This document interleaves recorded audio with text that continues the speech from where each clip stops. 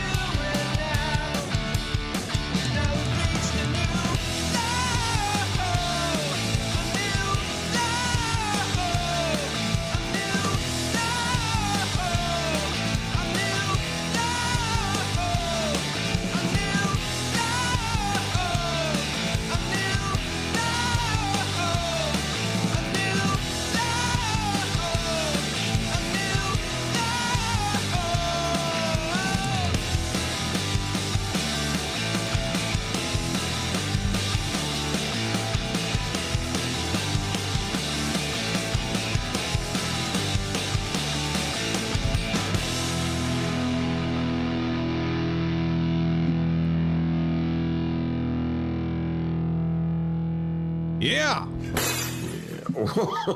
Oh, getting crazy. Sorry. Okay, could you clean up the mess? I mean, get a broom out or something. The show, I just get intense. I can't help it. Give me another cup.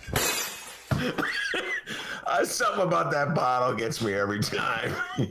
I'm a sucker for the bottle. Okay, that could come off the wrong way. All right, everybody. It's good, Straw. Can we just delete that part?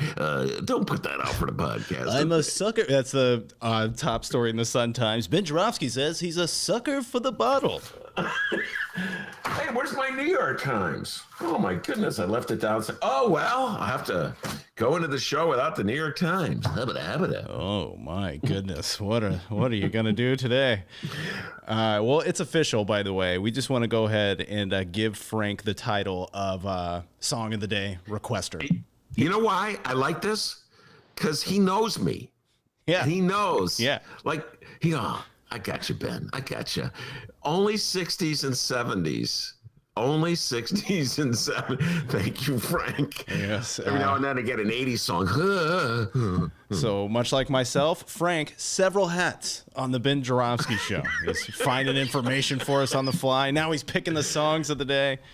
Frank, we appreciate you so much. All right, your Ben Joravsky Show for Friday, September 18th is about to get underway. But first, we need to thank the following unions for sponsoring this podcast. Unions like the International Brotherhood of Electrical Workers, Local 9, the International Union of Operating Engineers, Local 150 are sponsors, as well as the Chicago Federation of Labor. Come on, man. Benny J, your song of the day? Yeah. Mm-hmm. Dancing Queen by ABBA. Oh, come on. Well, that's 70s. Hold on. Yeah. Oh, cool. I was a big ABBA fan. I'm sure you were. What was that movie, the ABBA movie with Meryl Streep? I'm a big fan of that movie. The second one wasn't so good. Meryl Streep wasn't in the second one. But anyway, Dancing Queen. Yeah, woo, woo, a do. I don't know the words. Oh, really? The Ben Joravsky Show starts now.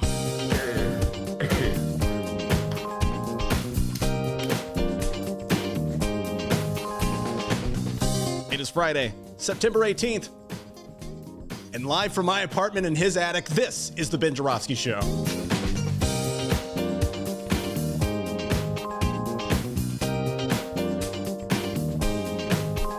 Today on the program, it's another Rummana Rundown with Sun-Times editor Rummana Hussain.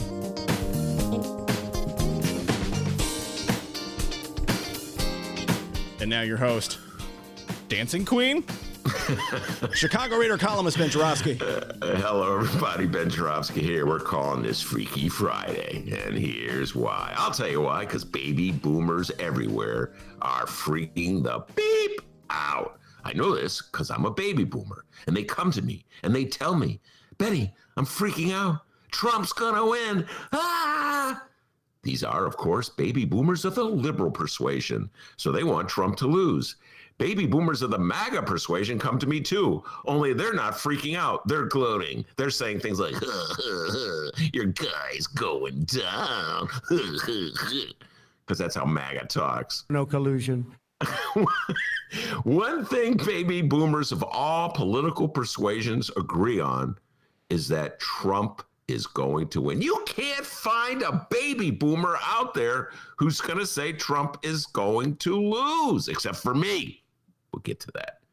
Here's the thing you need to know about baby boomers. And I say this with nothing but love and respect for my fellow baby boomers. Yeah, baby boomers, please keep listening. Here's the thing. Yeah, baby boomers, you know I love you. I'm of your ilk. But here's the thing. And you know this is true, baby boomers. With baby boomers, everything is about them. It's always been that way.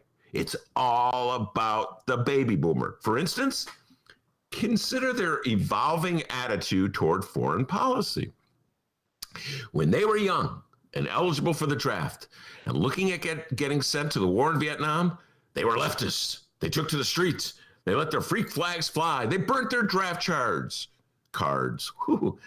And then the draft ended and the war ended, and they cut their hair and went to law school and sold out everything they believed in.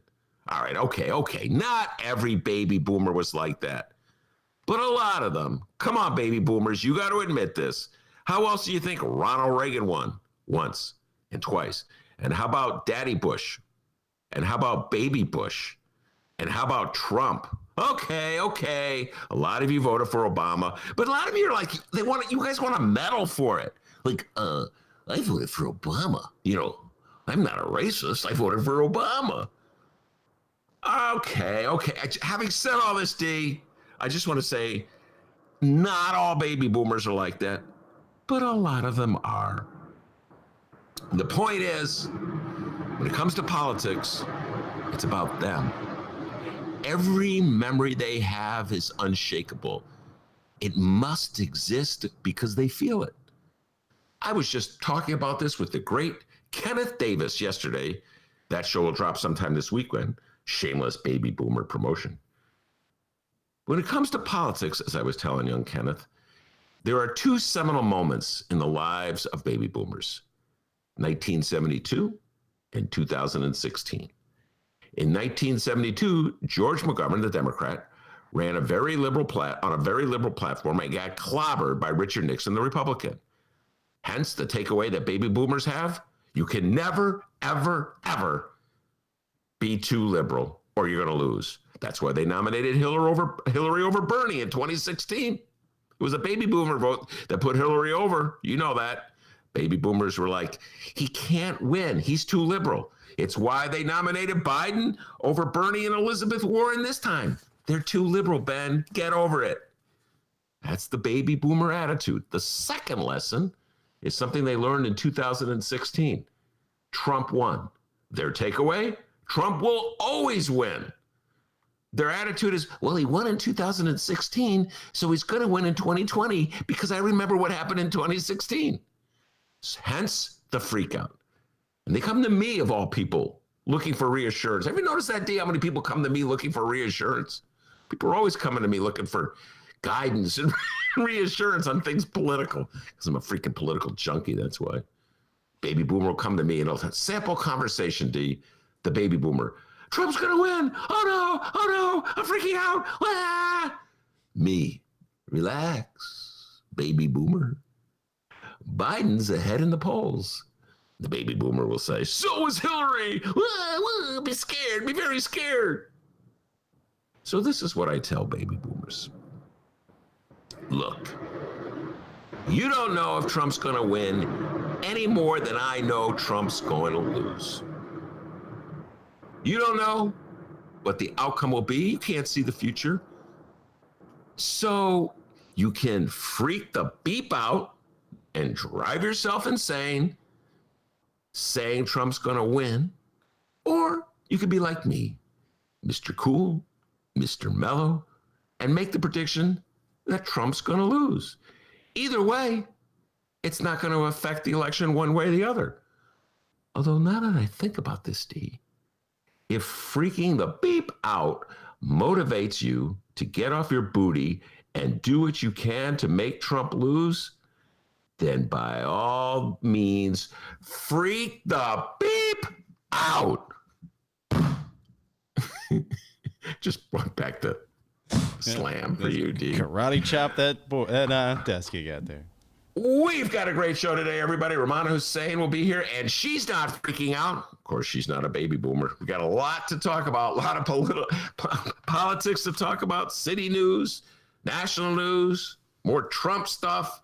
But before we do that, the young man from all, the man that every generation, baby boomers, millennials, zillennials, whatever generation I'm forgetting that Rummana's in, that generation too, they all call him Dr. D.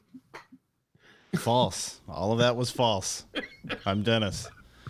Mama, wait, what was the generation I forget? Generation X. Generation X. Oh, we're the X. Everybody loves their generation. Anyway, D, what's the news? First off, Mamma Mia was the movie you were looking for there. Oh, how did you know that? Song of the day. Frank, he's the man. Shout out to Frank.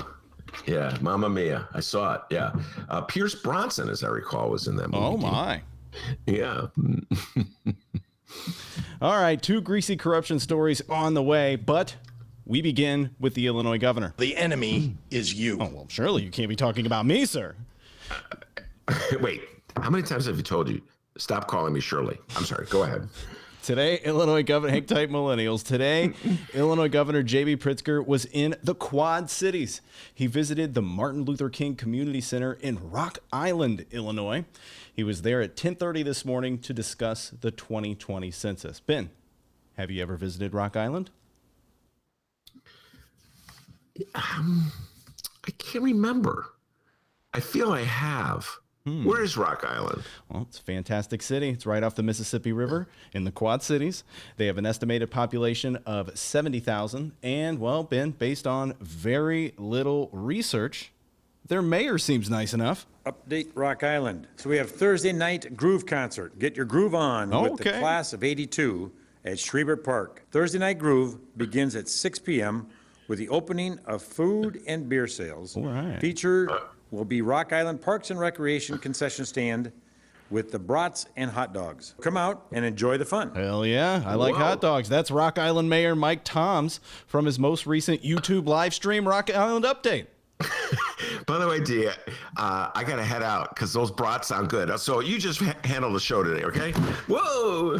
Just kidding. I happened to Rock Island, now that I think about it. I don't think I've been in it. I drove by it. Drove by it. All right, well, what do you say? You and me, road trip. Let's go to Rock Island. Get our groove on and eat some hot dogs, huh?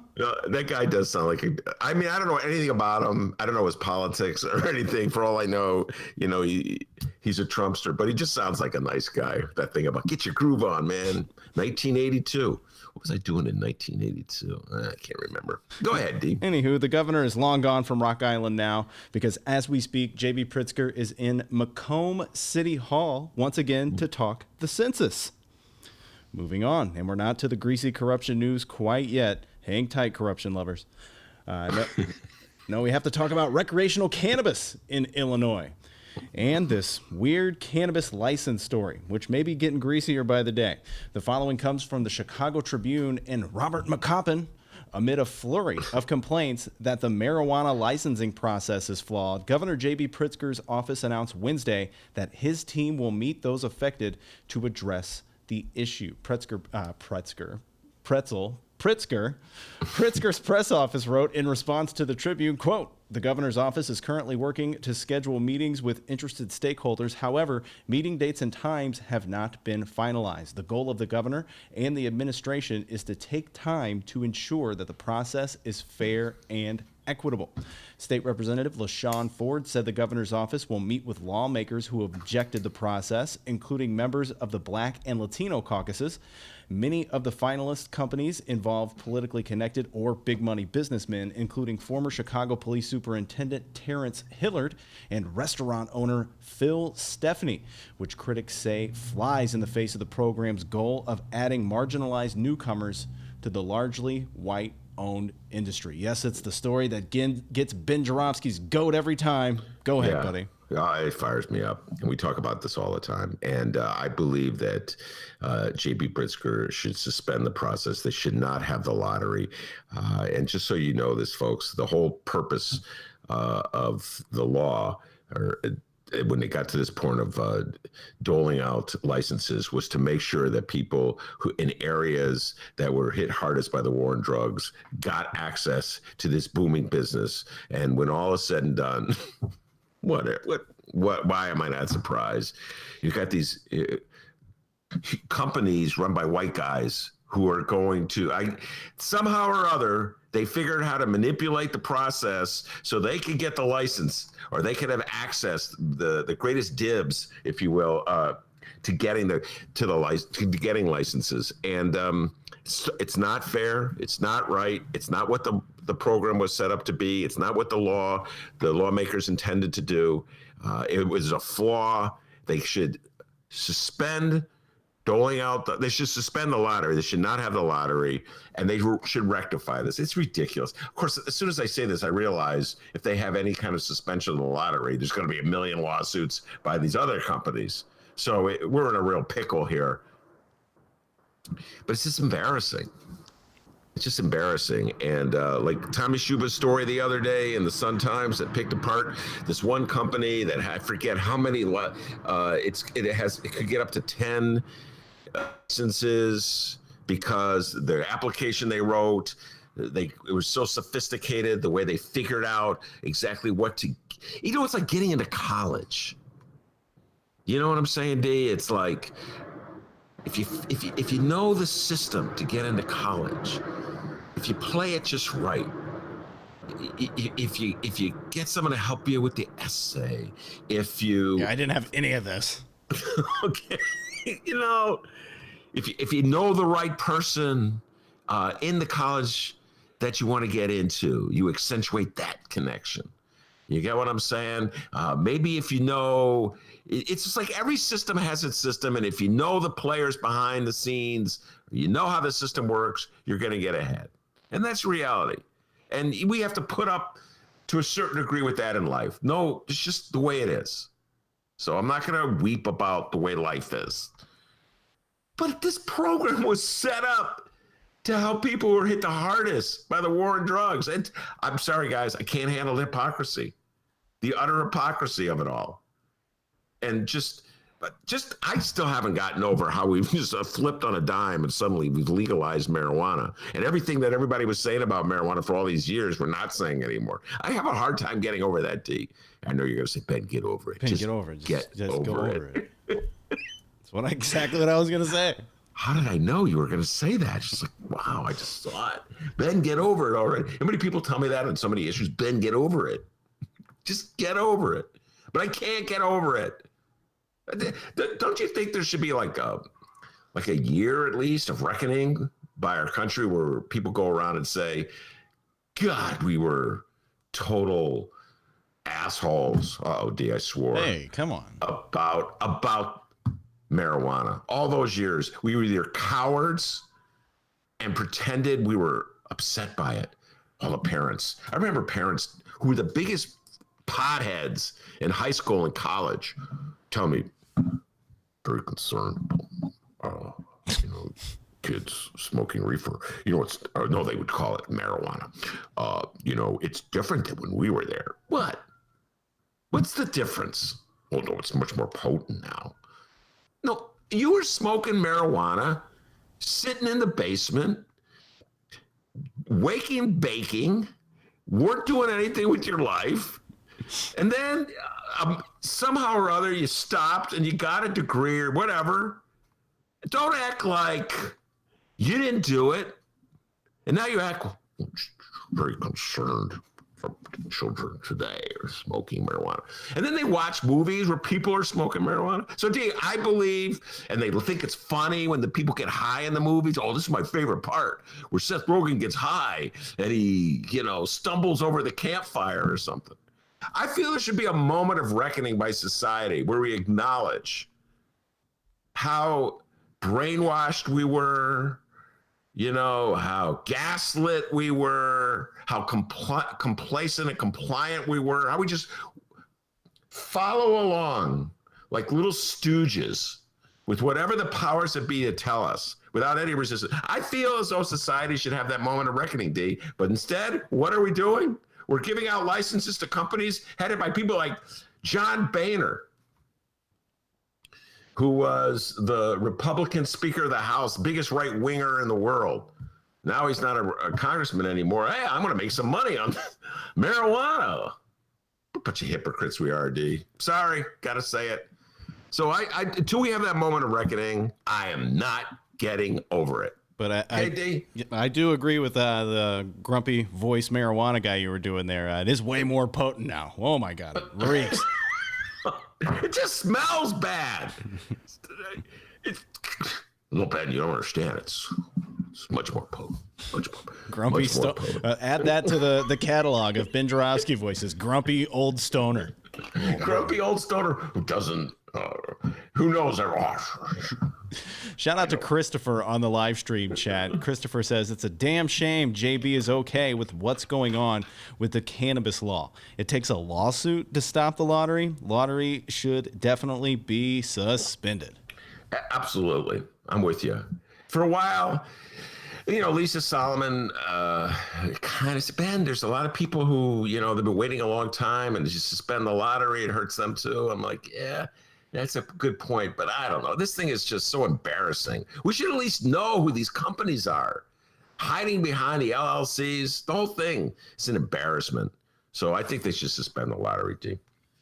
All right, now to our first corruption story. We have a Madigan Gate update.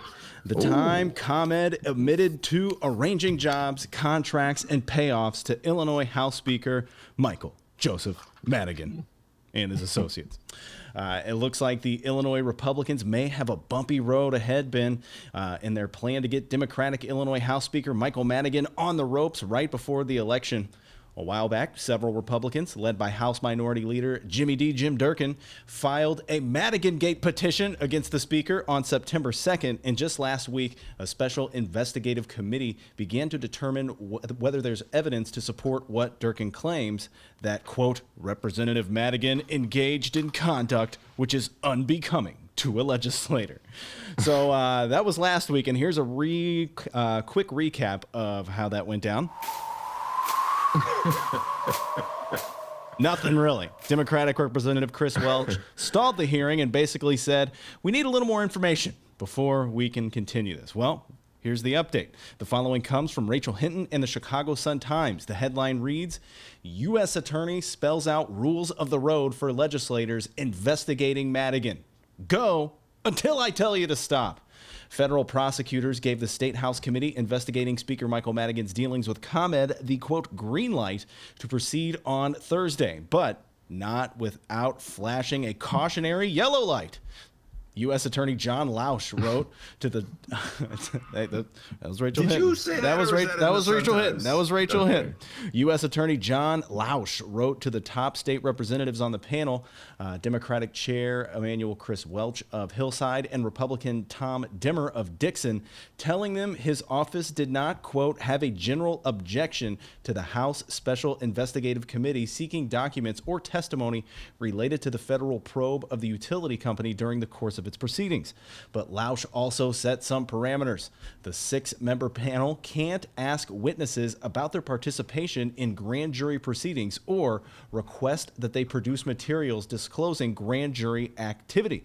Lausch also objected to the committee asking witnesses about any contact they've had with prosecutors of federal law enforcement related to the criminal investigation into the utility or to share information learned from the feds during the investigation. And should the committee steer too close to his own ongoing investigation into ComEd, Lausch said his office, quote, might raise objections to particular testimony or documented requests as the two parallel probes go forward.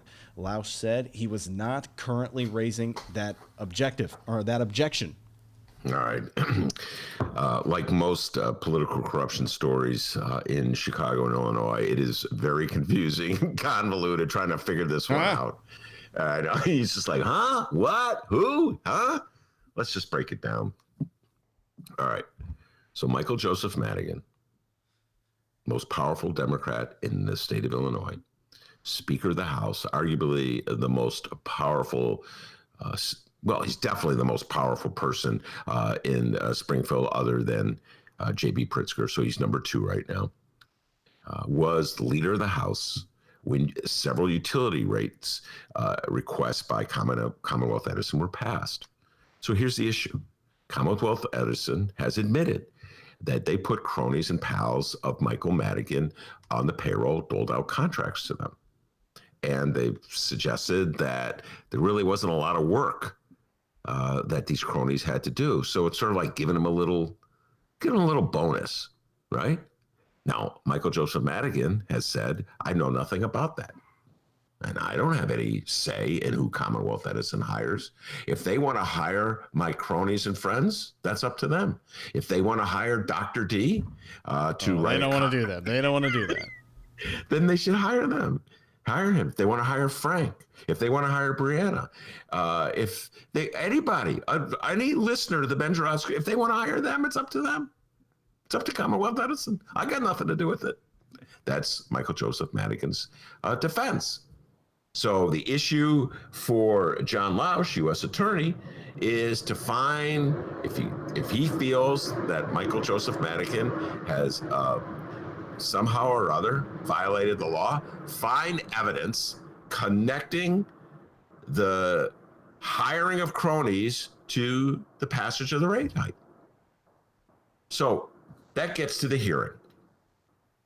Jim Durkin and the Republicans, they see this as an opportunity to embarrass the Democratic Party, make their Democratic colleagues feel real uncomfortable as we head into the election season, tarnish the name and reputation of Michael Joseph Madigan, and use it in general as an instrument to destroy the Fair Tax Initiative.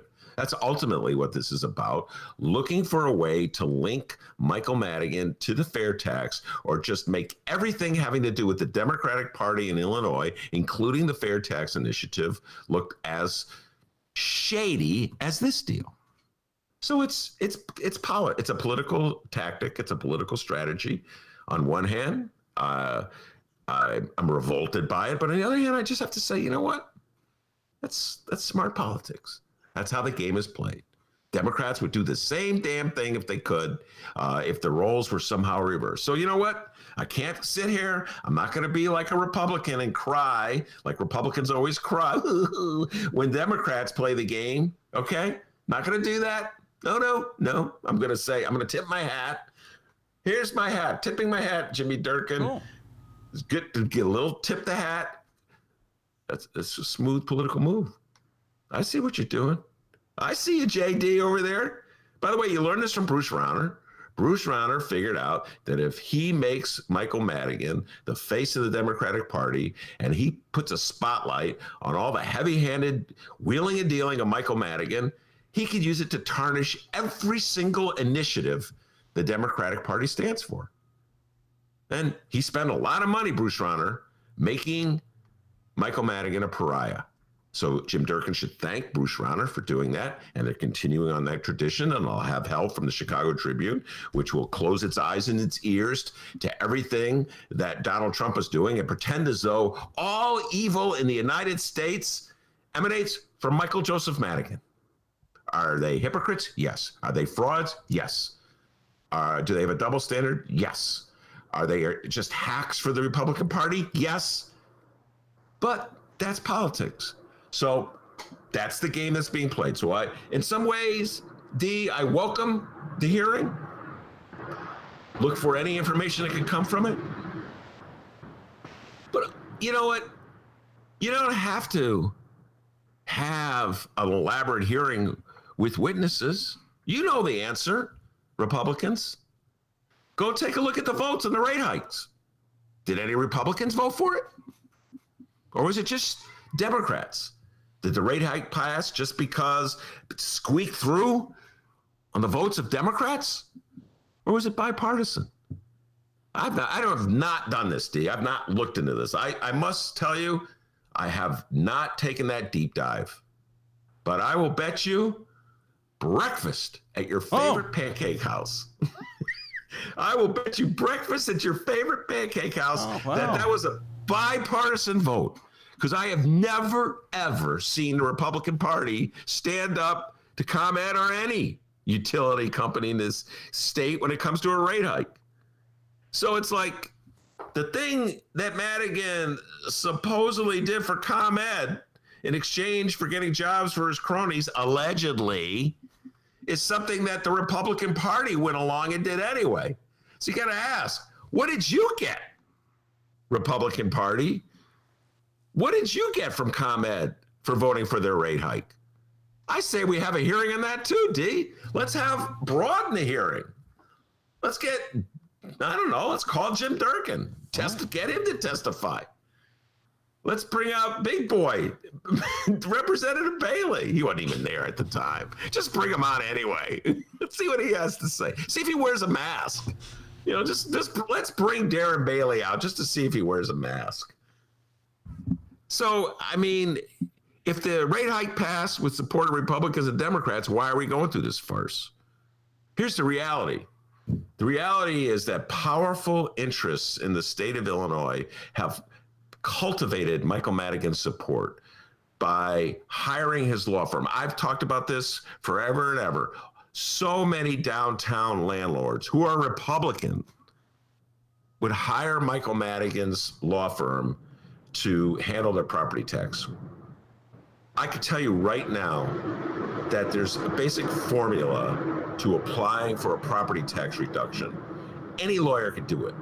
If you hire Michael Madigan, you're not doing that because you think he could do a better job than any other lawyer at getting you a property tax reduction. You're doing that to curry favor with Michael Madigan, because just like we were talking about when they handed out the marijuana licenses, there's a system to the system, and they're playing the system. So now they're flipping around, and they want to use Madigan as a tool to beat the fair tax initiative, because they don't want to raise the rate on the highest income bracket people in the state of Illinois. So I see the game you're playing, Republicans. I understand that's the game of politics, but come on. You and I both know it's just a freaking game. And this joke where John Lausch, the U.S. attorney, who is a Republican, he's like, yeah, he doesn't want to say don't have the hearing, but he realizes that if the hearing has anything of relevance to his case, it'll damage his case. So it's like, oh yeah, you can have your hearing, but I'll read it. The letter released by Republicans, Lausch objected to the committee asking witnesses about any contact that they've had with prosecutors or federal law enforcement related to the criminal investigation of the utility, or share information learned from the feds. So you have a hearing, but nothing of substance will emerge. You're just having a hearing to constantly link Madigan to Commonwealth Edison, and then Madigan to Democrats, and then Madigan to fair tax. So yeah, Lauschka, hey, go ahead, knock yourself out. Have your hearing. You're not going to learn anything about what may or may not have gone down between Madigan and Commonwealth Edison, but you'll embarrass the Democrats and you'll undercut the fair tax initiative. And ladies and gentlemen, that's what it's all about. Once again, the Republican Party is going to bat for the wealthiest people in the state to make sure that you, the suckers and saps of Illinois, pay more in taxes. And Ben, I would take you up on that bet, but I've worked with you long enough, dude. You're not doing that. You still owe some dude a steak dinner from Jeannie Ives. Who's that guy? Cunningham. Yeah. State Senator Bill Cunningham. He's like, where's my steak? Harumph. Never make a bet with Ben Joravsky. Man, I don't even go to restaurants anymore, D. So it was a lie, that bet you just did. Okay, all right. On to the news in the city of Chicago. I won't just turn the car around. I'm going to shut it off. I'm going to kick you out, and I'm going to make you walk home. Today, Chicago Mayor Lori Lightfoot was at Engine 70 on North Clark Street at 10 a.m. She was with Alderman Andre Vasquez, Alderwoman Susan Sadlowski Garza, and CFD Local 2 Union President Jim Tracy for a signing ceremony for the recently approved collective bargaining agreement with the Chicago firefighters and public safety employees. Sue Garza. Wait, why was Andre Vasquez there? He was there. Was it his ward? Engine 70 on North Clark Street. Looks like it, actually. Yeah, it must be his ward. Yeah. And of course, as you know, D, he's the alderman of what ward? 40th. Wow. How did you know that? And who did he defeat in the last election? O'Brien. O'Connor. Yeah, very good for knowing that. For a second, I thought you were going to go Ice Cube. I remember that one, actually. Yeah, Patrick O'Connor. Yes, indeed. Andre Vasquez. So, yeah, it must be in his ward, so he gets to host the mayor. Okay. And we got to have Sue Garza back on the program soon. We haven't had her on in a while, dude. She's very, very busy. She's going to things like the signing. Oh, I know why she's there. She's chair of the labor committee in the city council. That's why she's there, even though it's not her neck of the woods. Try to get Garza on sometime. All right, and because it's Friday, something lighthearted and fun. The following comes from our friends at Block Club Chicago and Alex Hernandez. Neighbors were delighted by baby snapping turtles, Penn. They hatched Thursday afternoon, near you actually, along the Chicago River in North Center. Oh, I didn't know that. Yeah. I did not know that. How did I miss that? I don't know, but you know now. At the end of June, female snapping turtles laid clutches of eggs along the shore of the nature trail at Riverbank Neighbors Park, just east of Horner Park. Here's Brian Holdampf, who lives near the river. Quote, there were like 3 or 4 nests right here, and they all just started hatching around 2:30 p.m. Thursday. Dozens of them just started heading to the stream. And here's a random Chicago hipster with his thoughts. I've seen a whole lot of catfish, some turtles. No gators yet, though.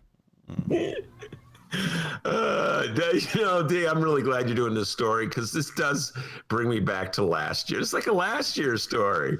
Alligators, turtles. The snapping turtles. They hatched. We have a reporter in the field covering that. Yes. I used to have to cover stories like that all the time, D. Oh, back really? in the day. Yeah, I covered like animal stories. They always animal stories are big when you're in a newspaper. Like one time when I was a rookie, just starting out, a long time ago, D, before you were born. And there was a report that I think there was like I can't remember, I think it was a wolf was wandering around. I'm not making, and it's like they sent me out. Go cover that story. So I'm like, I was so green. I didn't know anything. And I was in this town I didn't know.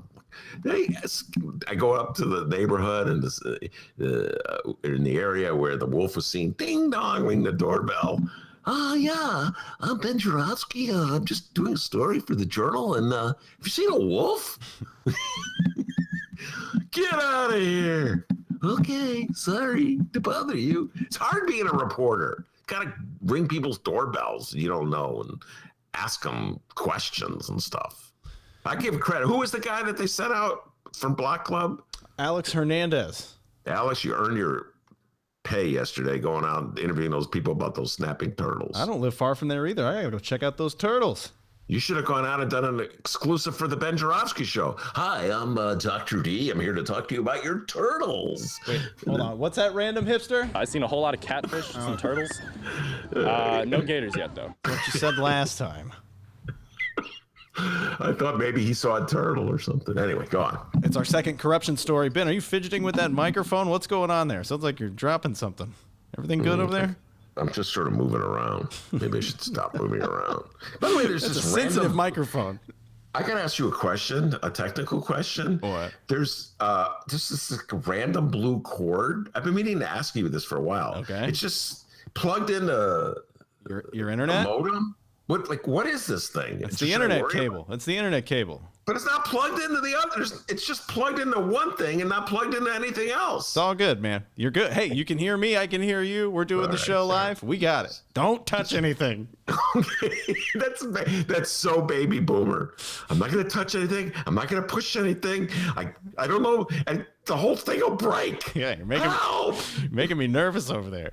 All right, it's our second corruption story. Ben, I believe we'll need to pick that oddly gigantic, absurd Chicago political fact-filled brain of yours. Shout out to the hitman Robert Herguth for his hard work in the Sun-Times today. The Herguth headline reads, ex-Daily operative Victor Reyes once again in the midst of a big political storm. Ben, before we go any further, like I said earlier, I've worked with you for a few years now, and this guy's name comes up in the middle of Ben Joravsky riffs quite a bit. So for those who may not know, tell us about Victor Reyes. Actually, I don't think I've riffed on Victor Reyes in a while. I've heard his name. I've heard his name on riffs. Victor Reyes was an operative for Mayor Daley, very well-connected lawyer in town. I think Daley put him on the CTA board. Daley, I was this is. I think I may have said this earlier today. D. The thing about Daley was basically all the white people in Chicago decided that they could not have another independent black man be the mayor of Chicago. Harold Washington was just too upsetting to corporate Chicago and civic Chicago and the editorial boards of Chicago. So we needed to turn the mayor position over to someone that could just run it for like 30 years, satisfy the big business interest, build up the loop, pour money into all the gentrifying areas around the loop. Just, make sure that the gears were going and throw a little money out to the neighborhoods every now and then, build a new school every now and then, and have a big ribbon cutting ceremony. So Daley was the obvious guy. Chicagoans knew the name because his father was mayor. And they figured, you just put Daley out there. They'll just keep voting for him forever. They're just so used to voting for a Daley. It's just habitual thing. So that Daley operation, had a lot of different parts to it. And one part was like they would have like good government types that were in the part of the Daley organization, and they would get trotted out to meet with the editorial boards, and they would be the people that would meet with, be interviewed by people like me. It's kind of the lakefront types that, Daley believes in good government. And then there were the guys in the basement, metaphorically speaking. The wheelers and the dealers who were cutting the deals and giving out the jobs and making sure that all the parts were greased. And a lot of lawyer types. And Victor Reyes was one of those guys, political operative, helped create Hispanic Democratic Organization, which was a precinct operation for Mayor Daley. And so, that's the role he played. And so he wasn't really one of the guys that would talk to someone like me. They would send Pete Cunningham out to talk to me. Pete Cunningham, a good friend of the show, still talks to me. What up, Pete? One of the few Daley people that still talks to me. That talked to me then, still talks to me now. So they had like guys that would deal with me, and then there'd be the real power guys behind the scenes, wheeling and dealing and cutting deals. And and all the lakefront liberals pretended like the Victor Reyeses of the world didn't exist. right? They wanted to pretend, oh, it's good government. This mayor understands government, Ben. You got to understand how government works. You got to understand. So that was the Daley administration, and Victor Reyes was, metaphorically speaking, D, one of those guys in the basement cutting deals. So there's a little background on Reyes. Herguth continues, Reyes, who since has gone on to become a powerhouse Chicago lobbyist, still likes to stay out of the spotlight. But that's getting harder as federal authorities continue to pursue their wide-ranging investigation of political corruption in Chicago and the suburbs. A dragnet that so far has resulted in criminal charges against politicians, including Alderman Ed Burke. Ben of what ward? 14th. Wait, did he really say dragnet? Yeah, he said dragnet. I got to give him credit. That's a good line. A dragnet. That's a TV show, by the way, back in the 60s, Dragnet. Dun, dun, dun, dun. A dragnet that so far has resulted in criminal charges against politicians, including Alderman Ed Burke and former state senator Martin Sandoval. Unlike Burke and Sandoval, Reyes hasn't been charged with any crime, but he or one of his firms has come onto the radar of federal authorities in 2 of the cases that they're investigating. And he has ties to others who have come under scrutiny as federal investigators plow their way across the political landscape in the city and suburbs. Those cases include Illinois House Speaker Michael J. Madigan, former Alderman Danny Solis, asphalt contractor Michael Vondra, ComEd and its parent Exelon Corporation, Safe Speed LLC, which contracts with local governments to provide red light traffic cameras. Perhaps most significantly, Reyes' law firm, Reyes Curson Ltd., and his lobbying practice, the Roosevelt Group, were named in a recent subpoena demanding Madigan's office turn over, quote, all documents and communications with or concerning the employment by Exelon or ComEd.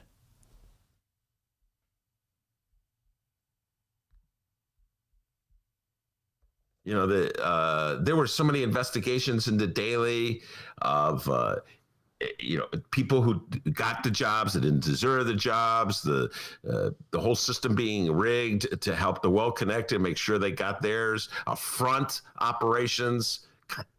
It sounds much like the marijuana license program. So in other words, to take advantage of affirmative action laws, they would find a black guy to put him up the front, but he wasn't really running the company. It was run by other people. Or if they get a contract that's supposed to go to a woman-owned firm, you put a woman up there, pretend she's running the company, but it's really run by men. This is like vintage Daley stuff, you know? God, the nostalgia. I feel like it's 2006. But then he built Millennium Park. And then Chicagoans forgave him for everything. Oh, Ben, look at Millennium Park, huh? Stop complaining. Oh, look at that park bench. Chicagoans. So, now they're outraged. Well, at least the Republicans in the suburbs, who, by the way, were also cutting deals with Daley. You didn't find one Republican who ever said a bad word about Daley. Bruce Rauner loved Daley. Bruce Rauner's name is on Millennium Park. He kicked in some money. That always kind of irritates me, D. My name's on there. His name is there. That always bothered me. Like, they have the name and wall in Millennium Park of the rich people that gave money to it. Most of it was funded by taxpayers. Why doesn't it say Chicago taxpayers on that wall? We're the ones who paid for it. But Bruce Rauner gets his name chiseled in the stone because he kicked in, some portion of his fortune. And that got him access with Rahm Emanuel. So, that's how our system works, ladies and gentlemen. But now the Republicans are outraged. Suddenly they discovered corruption in the state of Illinois. Oh, my God. Where was it all these years when we were supporting Daley? Oh, I couldn't see a thing. I'm a Republican. I'm blind. But now I can see. I'm going to blame it all on Michael Joseph Madigan just in time to defeat the Fair Tax Initiative. And Chicagoans everywhere are like, oh, yeah, I'm glad they're having a hearing so we can get to the bottom of this. But meanwhile, the same people loved Richard Daley and voted for him year after year and, looked the other way at whatever Victor Reyes and the guys were doing down in the basement, so to speak, metaphorically. I don't think they were literally in a basement, but you get what I'm saying. We get what you're saying. So there you go. 2 political corruption stories in one day. Oh, my Lord. But I love it when the jail, the cell. All right, Ben, now let's get back to Rock Island, Illinois. Apparently, the mayor, Mike Toms, has some breaking news. Rock Island citywide garage sale. Oh. Garage sales will be happening all over Rock Island and Milan the weekend of September 26th. Okay. All right. Rock Island Park and Recreation has an interactive map to show you where they are located. Visit the interactive Google map. Write this down, Ben. At http Okay.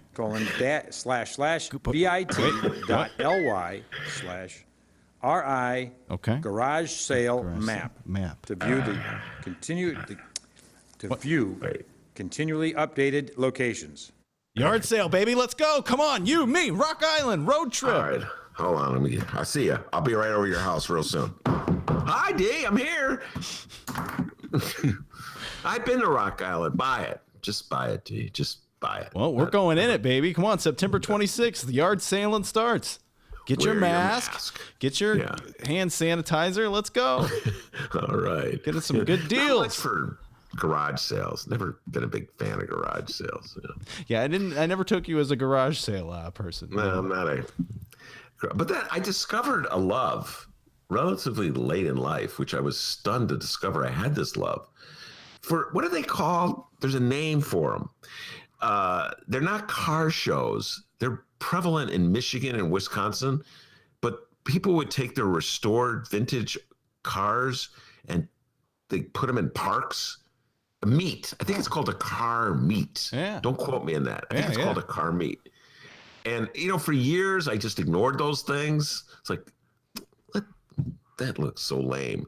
And then one day I went to it. I'm like, oh, wow, this is so cool.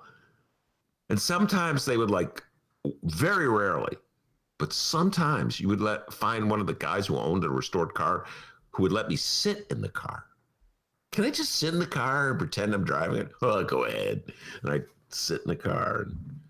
Anyway, I don't know where that came from, D. But no. I think those are, you can call them car shows. People get it. And I'll look one of those up. And on our way to Rock Island, maybe we can go check out a car show. Car meet. I will definitely do that. Okay. Then you can go to the garage sale and I'll hang around the bookstore. And there we go. It'll be a great day on Rock Island. Wow. We just planned out a nice little Rock Island weekend. I'm sure they have a library in downtown Rock Island. Maybe. I love libraries. I love when I go to a town, go to the library. It's just like my bubble within the bubble. Because the library, the vibe in most libraries is the same wherever you go. So you could go to Michigan and Trump country, and they got Trump Pence flags flying, like they do in Michigan all over the place. But you go to the library, it's like, I hate to say this, but the smart people are. Yeah, I was going to say, what are you implying there, Ben? I'm kind of just saying it. The smart people are in the library and the dumb people are with the Trump signs. So you go to the library and they'll, I'm looking for a novel. Oh, this is a good novel. They've read the book reviews. You know what I mean? It's just a different world within the town. And it could be in any town in America. I've been to everywhere I go pretty much, D. If I have a moment in that town, my wife and daughters are doing their thing, I go to the library. I'll be in the library. I'm a weird guy. Yes, but we love you. All right, one more local story here before we ride out. The following comes from the Chicago Sun-Times and Patrick Finley. Mayor Lori Lightfoot says, likely Soldier Field stays empty this season. In an interview on WSCR AM this morning, Lightfoot said that, quote, we're nowhere near at a place where we can realistically talk about fans coming back to Soldier Field. The Bears will not have fans inside Soldier Field for their home opener on Sunday. The team just said last week it hopes that will change later in the season. Lightfoot, though, sounded frustrated by a lack of communication with the team. Lightfoot said, quote, we're willing to absolutely work with the Bears, who's also, she's a Bears season ticket holder, apparently. And she goes on to say, but they got to talk with us and be willing to cooperate and not just say things in the media. Yeah, well, she is a Bears fan. Don't you remember, D? The one time she came on the show, we talked about that. This is when she was candidate. I wouldn't mind. I if I were to have Lori Lightfoot back on the show, I wouldn't even want to talk politics with her because there'd be so much ducking and dodging. You know what I'm saying, D? We bring on elected officials, really like high-ranking elected, the ducking, the dodging, the move. I mean, it's like, what's the point? Mm-hmm. Let's talk about something. If you're going to bring on a Lori Lightfoot, talk about something that she's going to speak from her heart and she's not going to duck and dodge. Football. Get her, she's going to tell you what she thinks about football. She'll tell you about Mitch Trubisky. She'll tell you that the Bears blew it. She'll tell you she doesn't understand how Ryan Pace still has his job. She'll tell you that it's absolutely ridiculous that the Bears traded up to take Mitch Trubisky when they could have taken Patrick Mahomes. She'll tell you that. But if you ask her about something in politics, this and that, and this and that, you know what I'm saying? If you have Pritzker in the studio, ask him about his favorite Eagles song. Tequila Sunrise, my favorites. Is it Tequila Sunrise or is it Tequila Sunset? I don't know. Whatever it is. He loves it. It's his favorite concert? Eagles song. Yeah, Steve Miller Band and the Eagles. Loves that band. So she was on The Score. That's what it's called. I know you're not in the sports radio, The Score. And she was talking about the Bears. They wasted their time talking to her about who cares about whether there's going to be people in Soldier Field. Of course there's not going to be people in Soldier Field. We don't even have high school football. They should get her to talk about Ryan Pace, the general manager. That would be interesting. So, there's no people at the Soldier Field. I still don't understand. Oh, by the way, D, can I take this opportunity to promote the weekend's lineup of our bonus guests? Because we have a hell of a lineup. Or do you have other news stuff that you want to put in? No, I'd prefer you do that. I'd prefer you do that. Okay, because there is a football-related aspect to all this. My dear friend, my partner in crime, Mick Dumke, is outraged about football on so many levels. And he announced, I'm going to talk about this with Rummana a little bit. He has announced that he is through with football. And it has to do with it has to do with it has to do with politics. It has to do with race. It has to do with hypocrisy. It has to do with putting the drive to make more money ahead of the health concerns. It's just something that's been brewing him for a while. And he just announced, like last week, I was ecstatic when the Bears, still a Bear fan, despite it all, when the Bears were victorious against the Lions, they found one team in the league that was more incompetent than they were.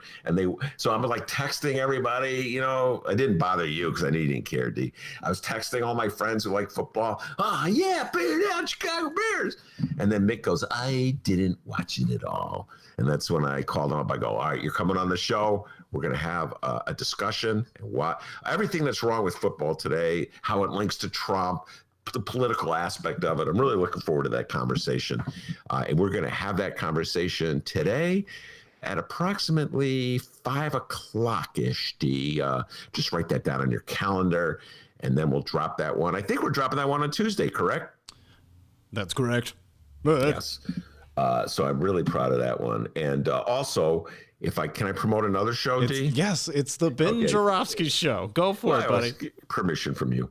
Michael Thurman. This is this is an interview I've been waiting to do for a long time. We did it yesterday. And Michael Thurman is the anti-war activist in California who showed up at a fundraiser that Joe Biden gave in Oakland. I think it was in March. And you could see this on the internet if you want to. He called him a warmonger, said there's blood on his hands. And he was talking about the votes that Joe Biden had made, pro-war votes for the Iraqi war, et cetera, and so forth, as when he was a senator. Donald Trump Jr. took that video, put it on tweeted it out. It's gotten thousands and thousands and thousands of hits, maybe millions, I don't know, but it's got a lot of hits.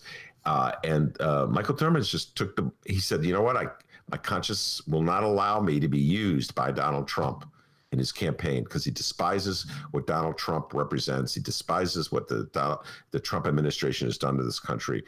So he he gave an interview within these times. I reached out to him and he agreed to come on the show. And so we did the interview yesterday. Interesting story from Michael Thurman, former, he's Air Force. He was in the Air Force and he's now, he left because he's a conscientious objector, anti-war activist, talking about Joe Biden, Donald Trump, the military, and the fact that he probably, well, I'll let you listen to the interview yourself. I thought it was a fascinating interview. Michael Thurman, and that'll drop this weekend.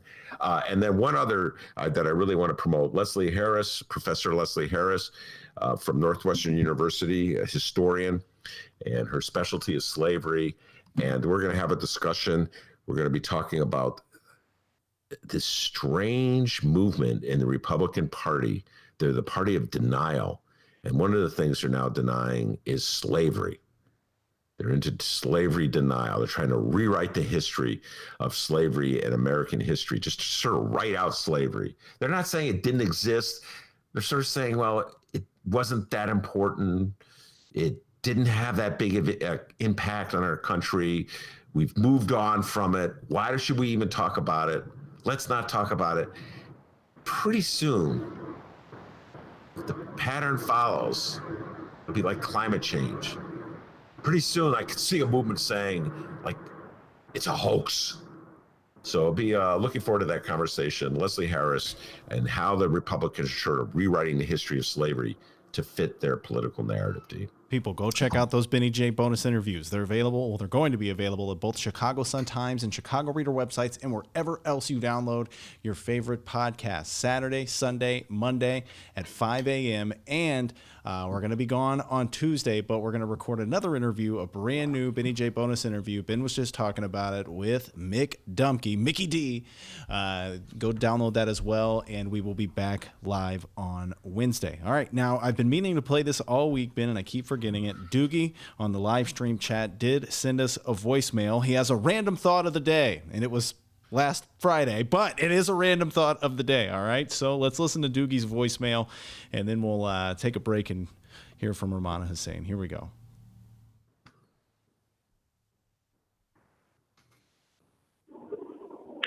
Random thought of the day. So I'm driving down the road in Chicago, and all of a sudden, thump, thump. You drive over one of these real thick, heavy steel panes. And who would have thunk about ever covering up a ditch with a real thick, flat, heavy steel pane in the road? So then the question is, how much do they cost? And where the hell does the city of Chicago stockpile all of that? There's got to be thousands. Random question of the day. There you go. Dude, these were the random question of the day. No, but you know what? That is, I hadn't thought about that. But I'm always going over those things. It makes that big noise. I'm always worried it's going to destroy my tire. And you know what, guys? Why don't you just fill the pothole?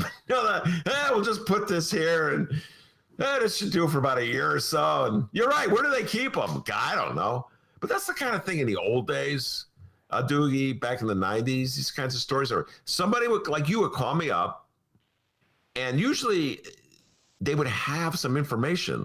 Like somebody would call me up and go, "You won't believe this, Ben, but I was walking in the park and I stumbled upon a shed where there were like 50 of these things. Could you write a story about it?" And then I would literally write a story about it. It's kind of what I did in the 90s. Did a lot of the stories like that. But, I did so many of those stories, D. I learned a lot about Chicago. And like you said, it just gets lodged up there. You know what I mean? So then I know stuff like that. How would I know stuff? But I never did a story about that, Doogie. So I can't help you there. But I do share. I know that feeling. You hit that thing. By the way, can I just give a shout out to the city of Chicago? Been riding my bike a lot, D, you know that. And there's a stretch of Southport on the north side that for about the last month had been unpaved. And I'd always forget about its existence until I'm riding on it. Bump, bump, bump. Anybody who rides a bike in Chicago knows what I'm talking about. All of a sudden you'll hit a stretch of unpaved road, and it's like the city forgot to pave it. Well, good news, D. I think the other day must have been, because I wrote on yesterday, they must have paved it Tuesday. It's paved over. How about that? Hey. Your taxes at work. The city of Chicago is flourishing. Thank you, Mayor Lori Lightfoot. Hey, fair is fair. In the 1990s, Chicagoans thanked Mayor Daley for absolutely everything. So I'm going to thank Lori Lightfoot for paving that road. If you're going to thank Mayor Daley for everything, you got to do it for Lori Lightfoot. Right, D? That's absolutely right. Hey, look who's with us. Rummana Hussain is with us. Rummana Hussain is with us. We're going to bring her on to talk after we take this brief break.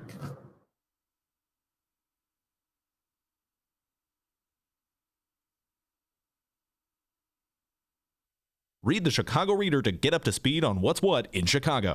Culture, food, arts and entertainment, weekly concert listings, weekly event listings, the environment, travel. I can continue, but you get the point. And for all of you Chicago political junkies, raw weekly columns on real city politics from Maya Dukmasova and our very own Ben Joravsky. The Chicago Reader, free to the public in newsstands throughout the city and online at chicagoreader.com. Read it now and be a more informed Chicagoan.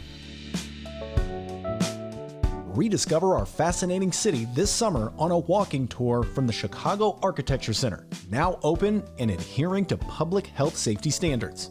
Our entertaining and expertly trained docents will guide you through the Chicago you've been longing to explore, from magnificent downtown architecture to awe-inspiring neighborhood gems. If it's worth seeing, we'll take you there. Get tickets at architecture.org/tours. The stories of the city begin at the CAC.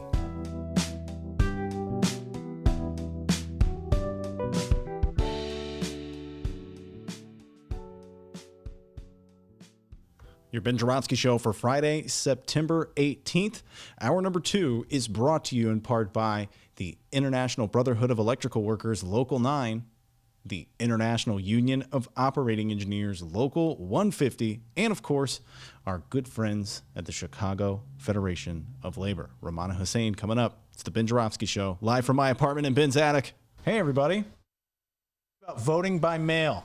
It's pretty cool. Voting by mail ensures equitable access for everyone.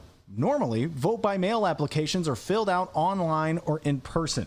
This creates a burden for people with limited access to transportation or internet services. Disproportionately, the elderly or people of color who are among those at greatest risk from COVID-19. Because of the pandemic, a law was passed in Illinois for November requiring vote-by-mail applications be sent to anyone who voted in 2018, 2019, or the 2020 primary. This falls short of what is needed, particularly since these elections saw low turnout. We need to expand access. Mail-in voting is the best way to ensure everyone's voice can be heard safely.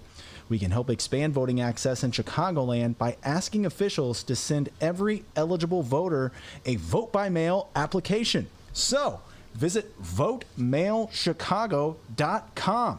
That's votemailchicago.com for call scripts and a petition. One more time. Vote. V-O-T-E. Mail. M-A-I-L. Chicago. CHICAGO.com to make sure that every voter in Cook County has safe and equitable polling. That's correct.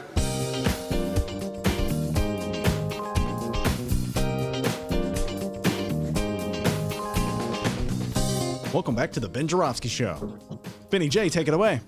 Every Friday on the Ben Joravsky Show, Rummana Hussain, editor-columnist for the Chicago Sun-Times, joins us. As I always say, it wouldn't be Friday without Rummana Hussain. Rummana, welcome back to the show. Hi, how are you? I'm doing pretty well. Can't complain. I have a whole list of things to talk about, but I'm going to start by promoting something I just finished promoting. I'm going to promote it again. I'm going to have you sitting here as an opportunity to promote that my dear friend and your dear husband will be a guest of mine on the show. We're going to drop it Tuesday. I'm really looking forward to this. Mick is going to make a huge announcement that he is officially through with football. And this is a diehard football fan, Northwestern season ticket holder, Bears fan. He played football. Mick Dumke played football. People don't realize that he played football, but he's through with football. Rummana, are you through with football as well? I never was with football to begin with. So this is, I jokingly said when the Colin Kaepernick fiasco happened, I was like, well, now I can officially say that I don't like football. I never understood the sport. So I never really watched it except when the Bears were in the Super Bowl so I've been to Super Bowl games, but I just kind of watch it from the side of my eye. But the only times I really paid attention was when the Bears were in the Super Bowl.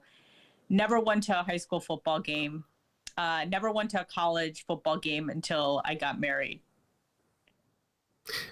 Mick dragged you to a Northwestern game? Yeah, it's just one. So far, I just went to one. But I think I told him if he ever needed, company, I'd go with him. But didn't happen this year. And well, I mean, I guess they are going to have a season now, but there's no fans. And I don't think he would go anyway since he's done with football at this point.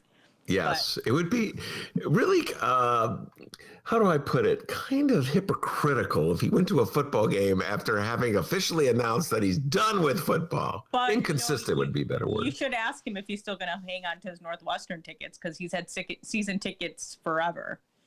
This will be, I don't want to give too much away from the interview, so we'll just let that be a tease. But actually, it's going to be a lot of political talk as well about football. All right, let's take the deep dive with Rummana, and I gave Rummana homework, starting with this essay that Natalie Moore wrote for the Sun-Times, When Two Cities Bleed Into One. Natalie Moore is a WBEZ reporter, and she writes a column for the Sun-Times every now and then. And this column, Rummana, I just almost cheered when I read the column, and I immediately assigned it to you as homework. And thank you for doing the homework and reading it. I want to tell folks a little bit about the theme of the column, and then I'll tell you why I was cheering. Oh, you want me? Okay, sorry. I thought you said I'm going to. Yeah. So Natalie talks a little bit, she starts off the column talking about how she went to Gibson Steakhouse. I think this is the one in the Gold Coast with her dad and her sister. It's kind of an annual tradition that they do. And she, she was there obviously in the wake of all the protests and some of the looting. She said that there was a heavy police presence, and I think a couple of police officers had drove by on their bicycles, and all the white patrons started clapping, and Natalie Moore, who's African American, and her family is obviously African American, they didn't clap. And she talks a little bit about how policing and downtown is always treated differently, and she said that the way Chicago should be thought of is as a whole. Like, we can't just, everybody's talking about downtown and the looting and how it's causing a lot of people to say, oh, we're going to leave.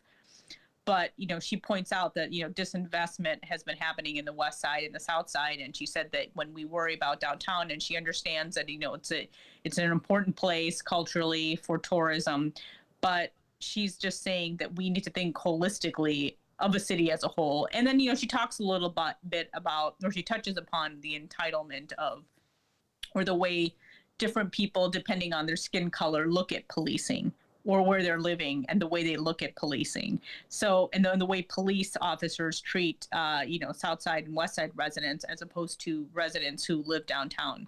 So it kind of touched upon all those matters and just about the segregation of the city of Chicago and how everybody just kind of pays attention. Everybody pays attention to when the crime happens downtown and everybody's in an uproar, but there are similar things happening in parts of the city all the time. And she's just talking about how the focus needs to be on the whole city and not just downtown. And people shouldn't just, the city and the politicians shouldn't just worry when things happen downtown. It's something that we should worry about in any part of Chicago. Yeah, that's a very good synopsis. And it's just tying in the larger theme. Very well done, Natalie Moore. Tying in the larger themes that she was making with this vignette of sitting outside the steakhouse on the Gold Coast with her dad and her sister, as you said, and they're the only Black people in the area. And it's just, she takes it from there and does, I thought, an outstanding job. The part that really just like reverberated with me, and I'd love to get your thoughts on this, has to do with the notion the theme that I've heard a lot about lately. And that is, in the wake of the looting, there were 2 days of looting that struck downtown Chicago. And in the wake of a pandemic, we're in the midst of a pandemic that's really hurt the city and hurt the downtown area as well. There are people in the Loop, in the Gold Coast, saying, I'm leaving. I'm leaving. Yeah. And I've been seeing this I'm leaving attitude across the board in America these days. New Jersey just raised taxes on millionaires, and the millionaires are like, I'm leaving. There's wealthy people in California, their homes burned down. I can understand why they'd be upset their homes burned down. I'm leaving California. It's like, you don't like, I'm leaving. I'm thinking everybody's leaving. They're leaving California, they're leaving Jersey. Where are you going? Yeah, I mean, where's it going to be any better, you know? Yeah, and I agree. But, I've been hearing this theme for a long time. We've definitely seen it in some Trib editorials the last few years and articles about how people are leaving Chicago. And that's definitely happening.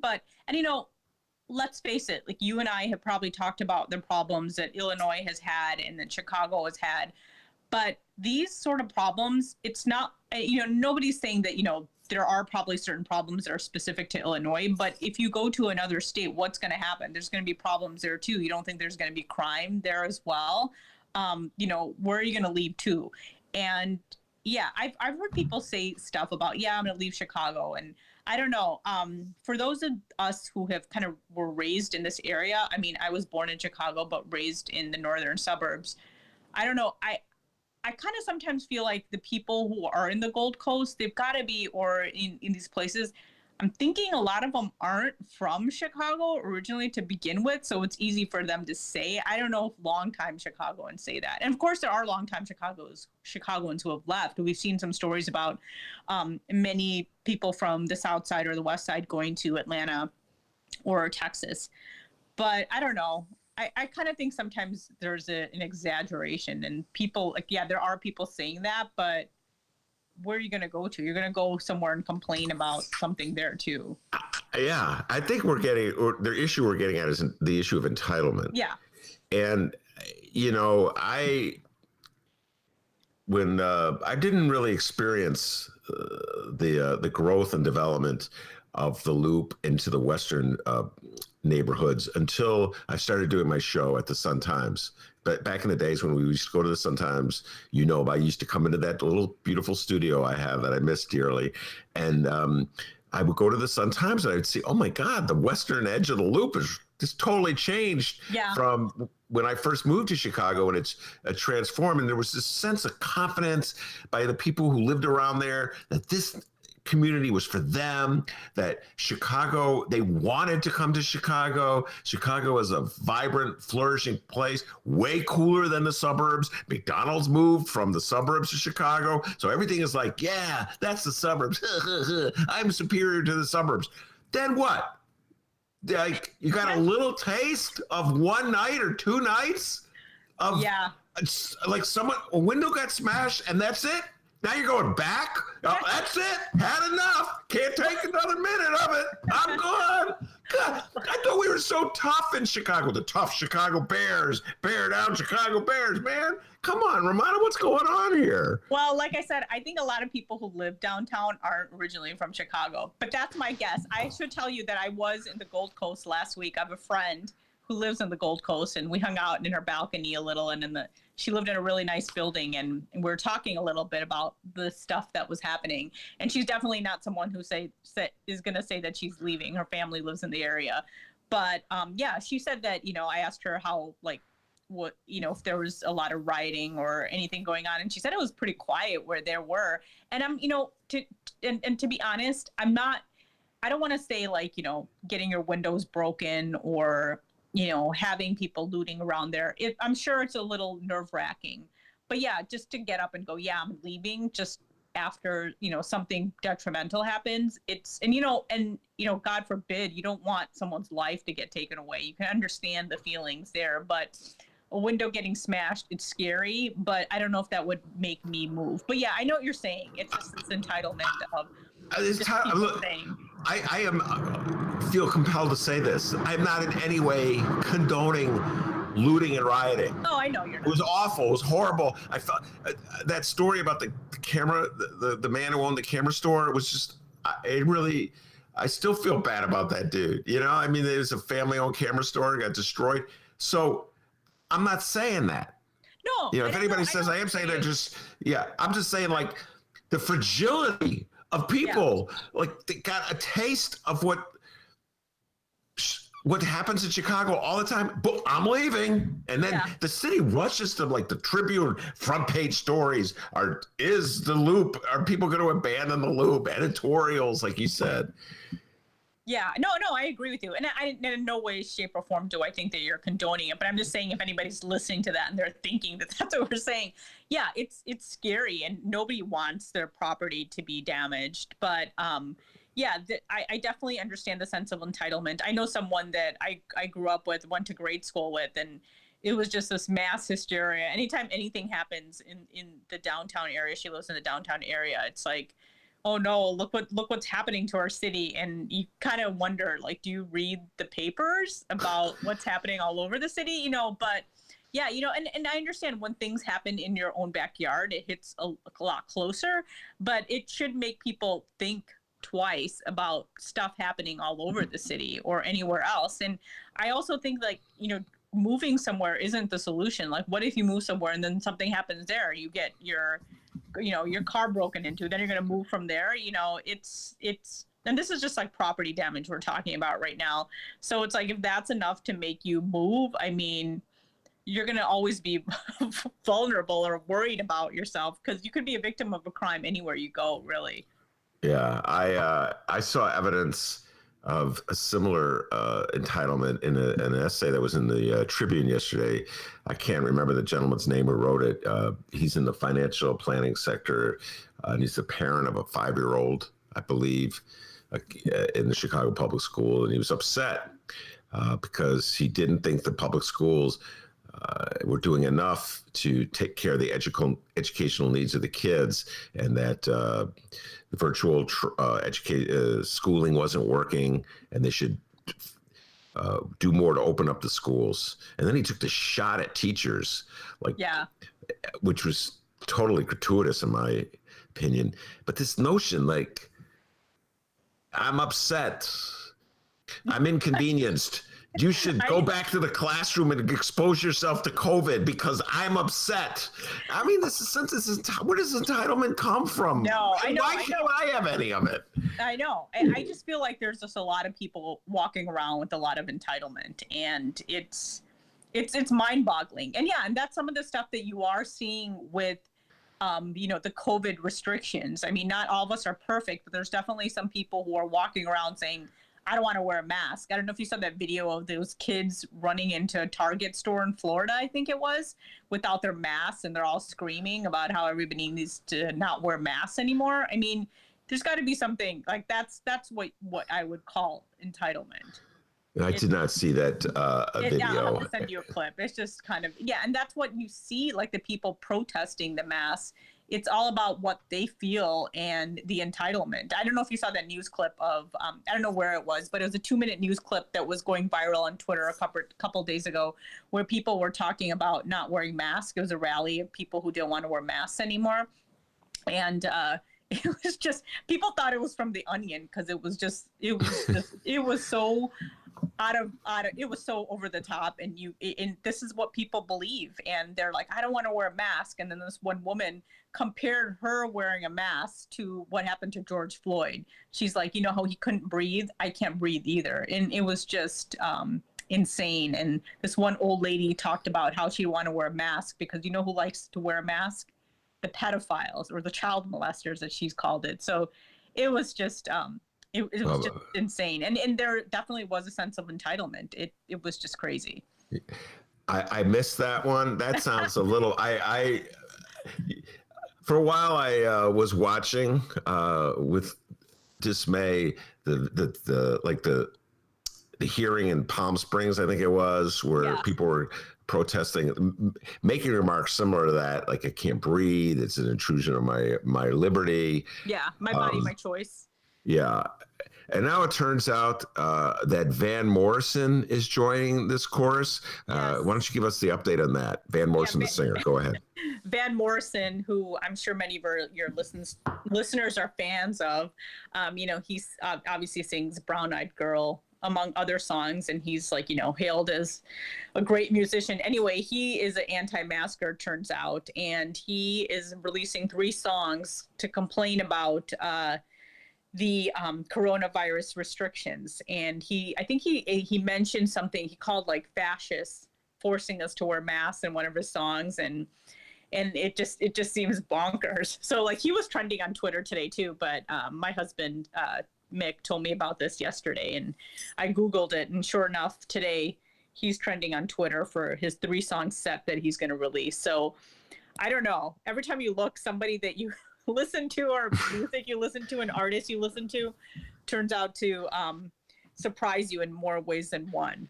Axl Rose, I don't know if you listened to Guns N' Roses in the 90s, but apparently, everybody would think that he would probably be the Trump supporter, but he turns out to be very anti-Trump and tweets once in a while. So everybody's like, nobody knew Axl Rose was the one that was going to be woke in 2020.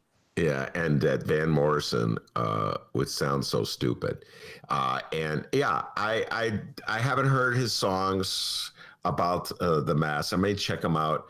I don't think they came out yet. I think he's going to release them.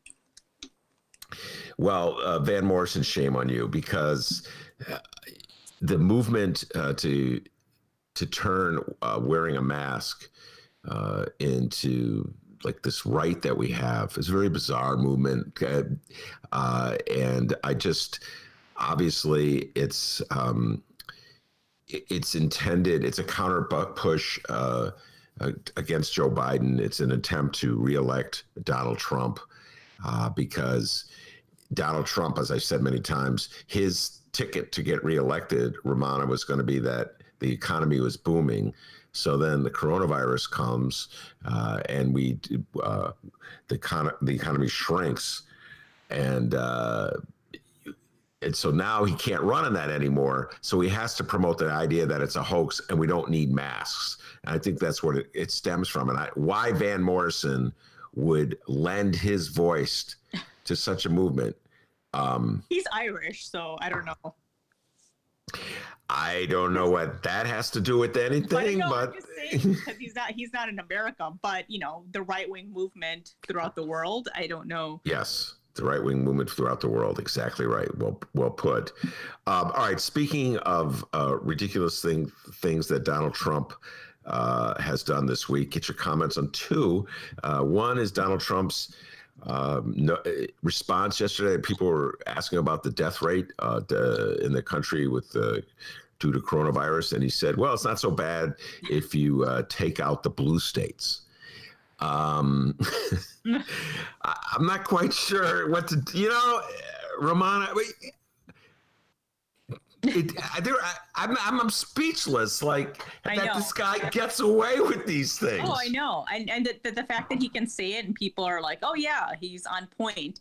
The thing is, states like California, New Jersey, New York, these are like populated states. So obviously the numbers are going to be high in those states, but a lot of the numbers in the red states are high too. But even if he takes that out, I mean, why are you blaming the blue states for, people are dying, so he's just basically saying, oh, it's not that bad. And, unless you count all these big cities that we have. So yeah, of course. But it's like, he's kind of like minimalizing the deaths of Americans while making these ridiculous comments. And, and obviously anybody who pays attention to the news, if they listen to the Bob Woodward interviews, he did say that this is a deadly virus and it was serious. So it's like, if you have a brain and are paying attention to the news, you would know that whatever he's saying is just insane. And it's good that a lot of people spoke out once he did mention the thing about the blue states.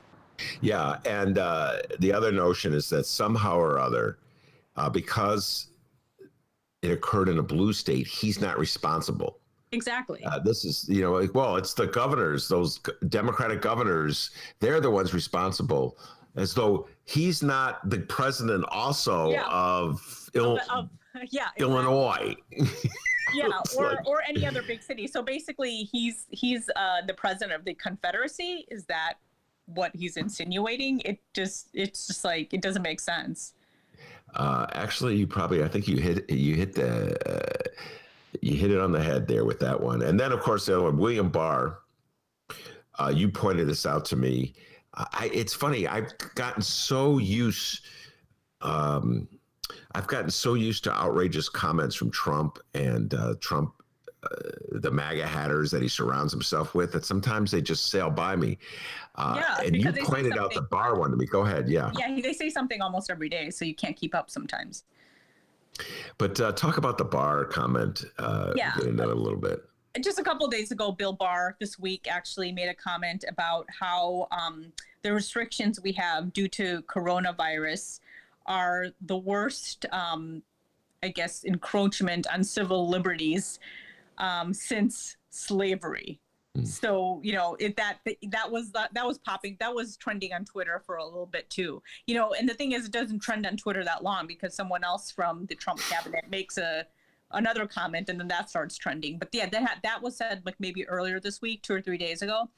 But that caused a lot of chatter on the internet as well, and that I think raised a lot of questions as well. And as you pointed out, what about the internment of the Japanese? What about all these other things? Not just slavery, but just Yeah, I know. It's a Jim Crow, segregation, racial discrimination. Shoot to kill order from Mayor Dale. I mean, you could just have a whole list. You could just go down a whole list of things. This reminds me of Mike Ditka, the former coach of the Bears, bringing back football, would always is known for making really daffy right-wing comments. It, by the way, never seemed to affect his popularity in Chicago or his attractiveness to people who wanted to use him in commercials. So anyway, he made this comment once about Bill Clinton, the possible election of Bill Clinton. I think it was 92. He said that it would be the worst step back for the country ever. And I'm like, wow, ever? I mean, then I thought, well, slavery, Civil War, Pearl Harbor. So for what I would like, my friends and I would list all the things that you could do just like, but that was just some windbag coach of a mediocre football team. This guy's the Attorney General of the United States. Yeah, I know. That's the thing. It's like you wonder, like, it seems like they all drank the Kool-Aid, if anything. Anybody who sounds like Trump or starts talking like Trump or says things that they think that Trump's base will be enamored with, and just keep going.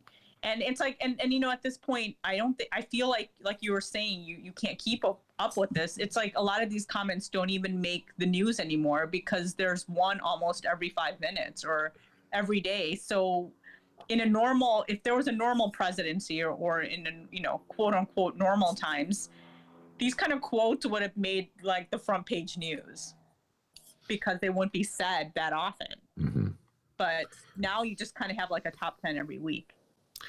All right, so it's we agree that it's insane, and yet I know you have some concerns about how this election is going to end up. I began the show by making fun of my baby boomer friends, particularly obviously the liberal ones, are just freaking out. They just think Trump's going to win, and they're losing their minds at the prospect of Trump losing again. They're freaking out. You mean winning again? Yeah, I'm sorry, winning again. Yes.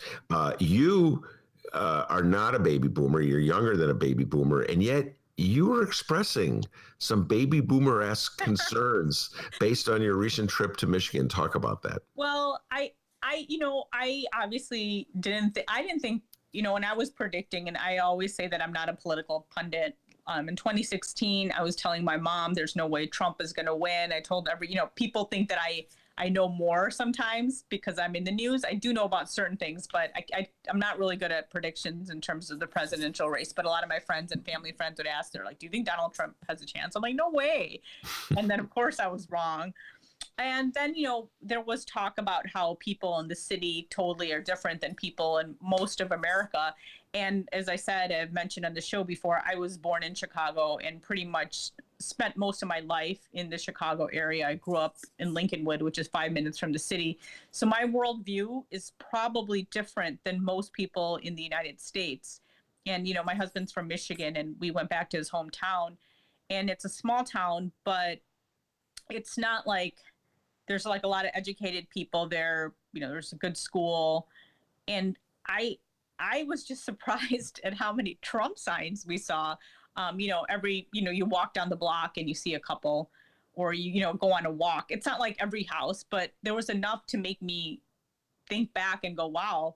It's like even after 3.5 years, there's a lot of Trump supporters, and they seem like they're very proud Trump supporters. Given the signs, they had like these huge American flags, and they had like this big Trump sign next to it.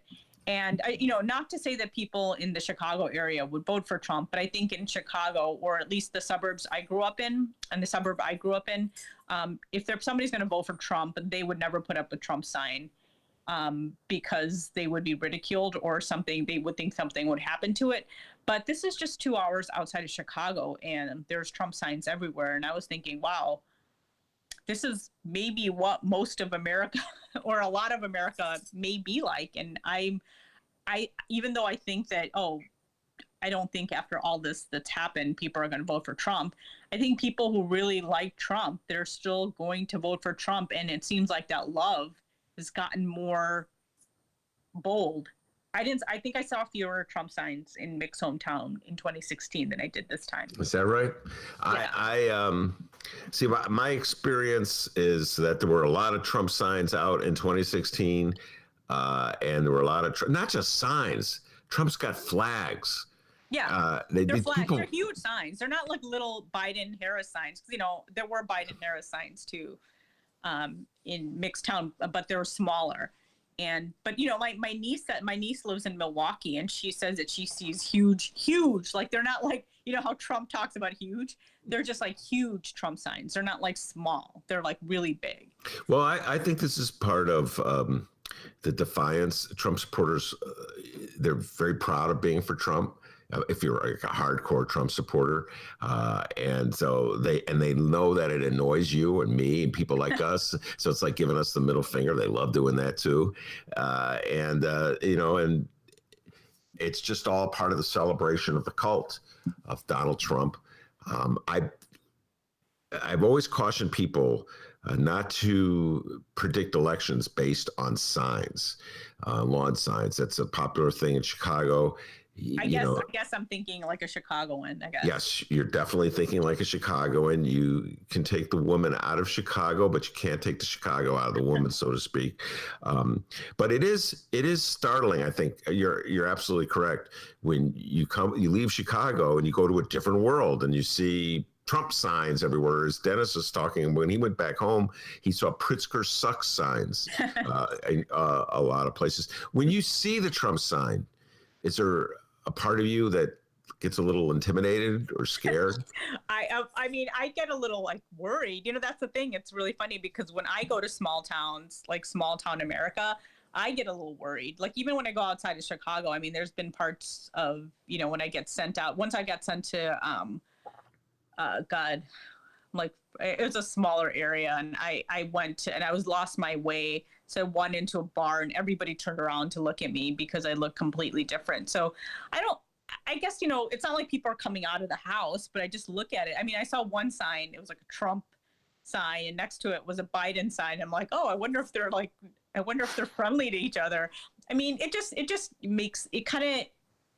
makes me kind of pause a little. It does kind of make me feel slightly uneasy because I'm not used to that. And, again, that doesn't mean that people don't vote for Trump in the Chicago area, because we know there's Trump supporters everywhere. But I don't know. I feel like there's more of embarrassment. But, when people are boldly putting it out there, it does make you kind of think and step back. I guess I'm not scared, but it is something that I'm not used to. So it's just something that I'm just like, wow, there's Trump supporters here. That's the first time I saw a sign in Michigan. I pulled Mick back and I go, there's a Trump sign there. And then he's like, yeah, well, there are Republicans in this town. And I'm like, yeah, but still, I didn't think there'd be signs.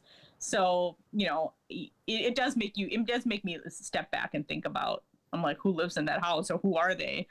It's like, and, but there's obviously nobody holding a sign, but it just makes me wonder who they are. Well, it's the flags that kind of made me chuckle a little bit. You guys, you really love Trump. I get flag. I'm not talking a sign. I'm talking a flag. And Trump's, because I get all the emails, they'll sell you a flag. They go, hey, you want your own Trump flag? $35 donation or whatever it is. And of course, I've never been moved to get one, but I'm like, oh, that's how they get those Trump flags, literally flags that are flying from a staff. Okay. You guys, you Trump lovers love it. And yesterday, I remember maybe it was the day before. It was in yesterday's Sun Times. I talked about this on the show. They had the rally for the police officers in Jefferson Park. Oh yeah, I saw that. There were Trump flags there. Oh yeah, there were Trump flags. Which to this again, why would you make support of police? So this is just pet peeve tangent. Why would you make support of police officers so blatantly a Trump thing? Don't you want everybody to love police officers? So why would you alienate people in this town who cannot stand Donald Trump by linking support for police officers to this like quasi-fascist movement? I don't get that, strategically. I know. And, Jefferson Park is only it's not too far from where I grew up in Lincolnwood. So it's like, again, like we said, you could step out, this isn't too far from where I grew up. It's like 2 minutes away, 5 minutes away. So yeah, I was looking at those pictures too. And it kind of made me step back and, chuckle a little. And, just, I don't know if you saw earlier this week, but Willie Wilson got support for the police too. So Willie it's an Wilson, interesting time. He took the endorsement of the Fraternal Order of Police. Yeah. We talked about this in the show the other day. It was the same Sun Times. I like to tease my beloved Bright One when they do something like this. They had 3 separate pictures of John Canizera, who is the head of the Fraternal Order of Police. 3, I counted them. And 3 separate pictures, one wearing a suit, the other wearing just in the same story? No. Oh. One story was about the police contract. There was a picture of him. Turn the page. There was a picture about he's endorsing Willie Wilson. There was another picture of him. And then there was joining that. There was the rally, and he was speaking at the rally. I'm like, what are you? It's just the joke we made was that if I ever go back to my studio, I walk in, Canizera will be in there. It was a Canizera fashion spread. Yes. And he looked very dapper. Can we give him credit in that suit? John, he looked really dapper in that suit. If he walked by me, I would not know who he was. So. Well, yeah, I know him by now. Thanks to the Sun Times. All right. And his wardrobe. And his wardrobe, his ever-changing wardrobe. All right, let's close, as we always do, with Rummana's recommendations. What do you got for us, Rummana? Okay. Remember how I was talking to you about Lovecraft Country? Yes. And I said that I wasn't sure what I thought of it, and it was uneven, and it was kind of going all over the place. Well, I have to say that episode 5 this week that came out, I guess, over the weekend was excellent. And I guess you have to watch the other episodes to see where it's going. But it was, I don't know if you want me to give you any spoilers, but it was really good. It was, it's supposed to be based in Chicago, a lot of it. And one of the characters, I guess I'll tell you, because I think a lot of people might have seen it already, but one of the characters basically is able to take this potion and transform. And she's an African-American character. She's able to transform into a white woman. And the whole back and forth, because she kind of goes back and forth as a black woman and a white woman, it was just very creative, and just showed you all the microaggressions she faced as a black woman or explicit racism, and then how she was able to live her life as a white woman for those short periods. And she gets a job at Marshall Fields when she applied before, and there's all these Chicago things. So it's really good. It was really good. I've been wanting to see it. I've been wanting to see this show, but you got me a little nervous when you said it wasn't till episode 5. Usually I'm like, okay, I can sit through that opening episode 1, which is not that good. We all know that the first episodes of shows are not that good. Then if it's a bad episode 2, that's enough. That's it. I'm through. I'm not going to watch. But you say I got to go through 4 of these suckers before we get to a good one? Well, I kind of felt like it was going to build up to something. And sometimes when I watch a show and the themes are kind of themes that I care about, or, this is about racial inequality and racism, I was like, I'm going to give it a chance. And someone like my husband is like, I'm going to cut bait. But I kind of feel like, well, I already invested 2 episodes. Unless it's like terrible, I try to like hang on to it. And everybody else is raving about it. I'm like, am I missing something? And I really did think the first couple episodes were uneven. I'm not one of those people just because everybody else is raving about it, I'm gonna go, oh yeah, I like it too. I was just like, I just find it uneven, and I kind of feel like it's going all over the place. But episode 5 kind of made it for me. All right. Well, and how many episodes are in the season? Do you know? I would think there were maybe about 10. That's what I'm thinking. 10. So you're halfway there. Okay. Well, that's encouraging. I guess that'll give you incentive to watch the last. Did you start Cobra Kai yet? No, I haven't done anything. Oh yeah, you're watching. I'm watching basketball obsessively and loving it. Last night's Celtics game, the Miami Heat are astounding to watch. Watch this transformation of this team into a powerhouse right in front of our face. Just is really a lot of fun for basketball fans. And Jimmy Butler, we should have the basketball episode. I got to get some Joe Colley on or something. Jimmy Butler, who used to play for the Bulls, has emerged as a superstar in this league.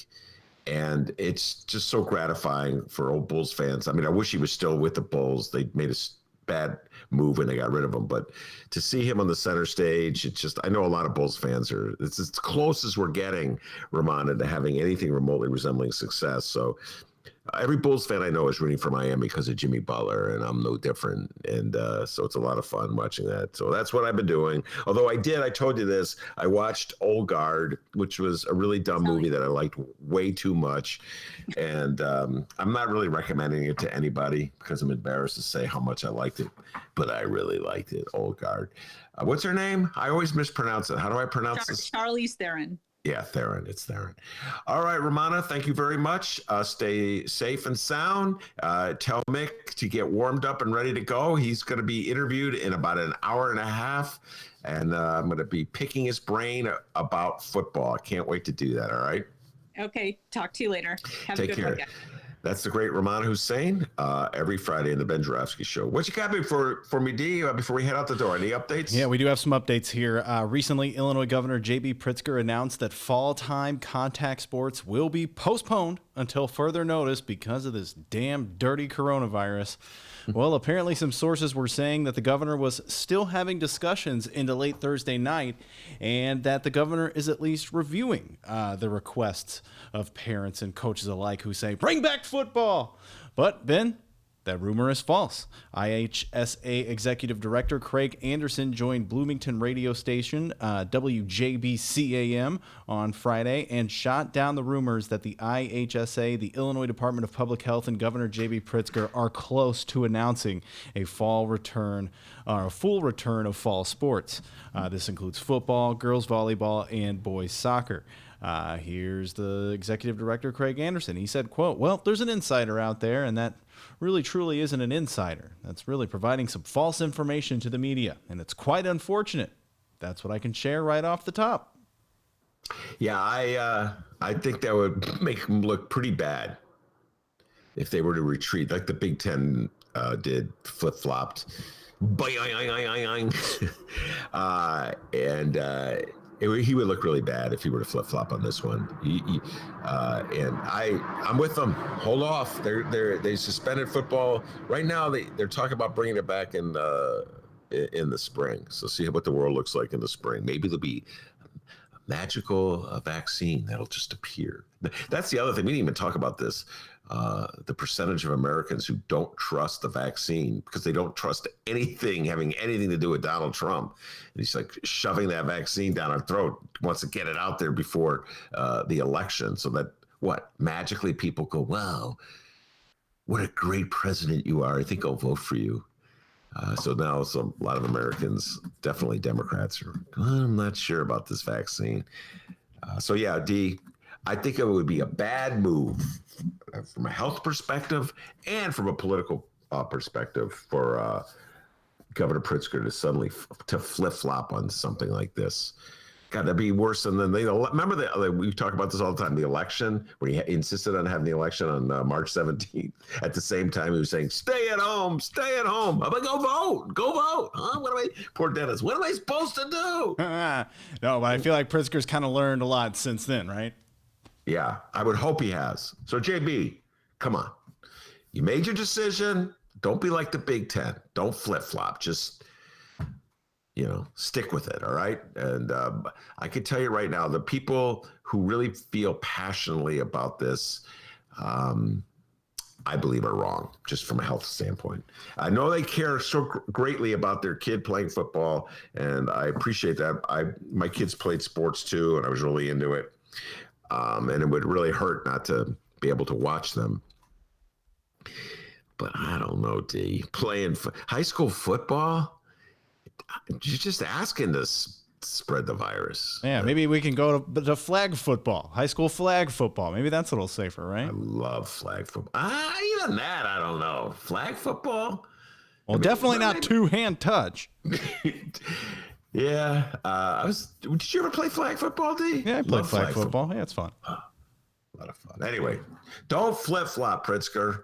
I think it would look worse if you flip-flop. Well, apparently there's a big flag football game going on in Rock Island. You down? Come on, let's go, Ben. Yeah, let's get in that car right now. And remember, there's a hot dog and groovin' time in Rock Island, according to the mayor. Update Rock Island. So we have Thursday night groove concert. Yeah. Get your groove on with the class of 82 at Schrebert Park. Thursday night groove begins at 6 p.m. with the opening of food and beer sales. Woo! Featured will be Rock Island Parks and Recreation concession stand with the brats and hot dogs. Come out and enjoy the fun. Baby, I got to get them hot dogs at Rock Island. I love those brats, man.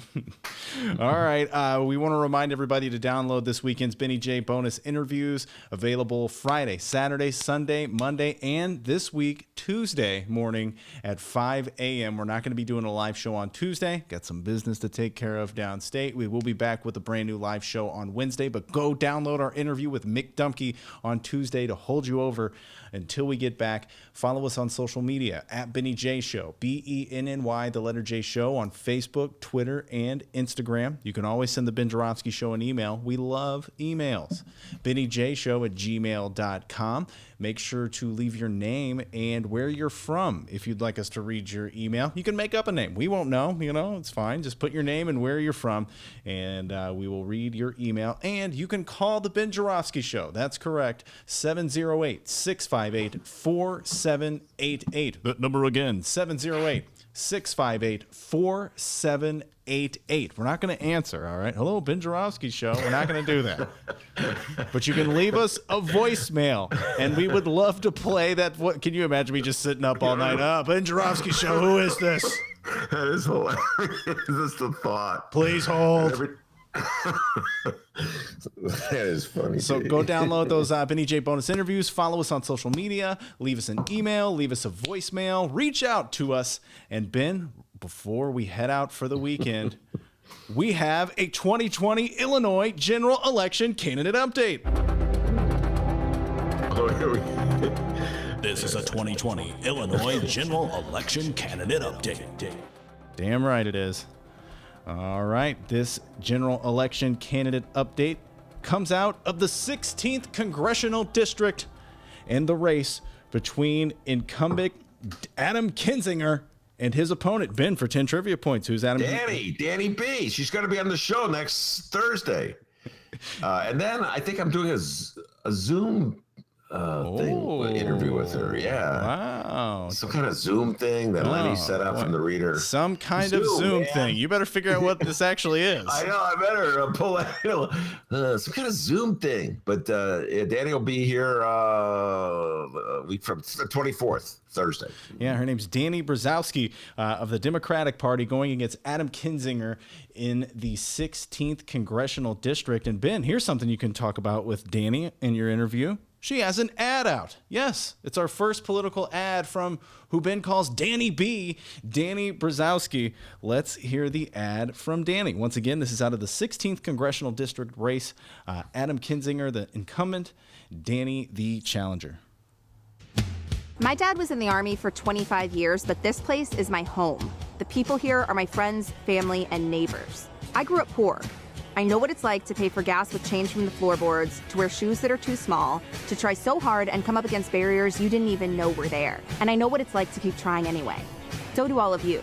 We need jobs and healthcare and help, and too many of us are struggling. We deserve more than Adam Kinzinger is giving us. I'm Danny Brzezowski, and I approve this message. Bam! Kinzinger slam. That is very Lauren Underwood-esque. Heavy emphasis on that she's from the area. Heavy emphasis that she fits right in with everybody else. And heavy emphasis on healthcare, healthcare, healthcare.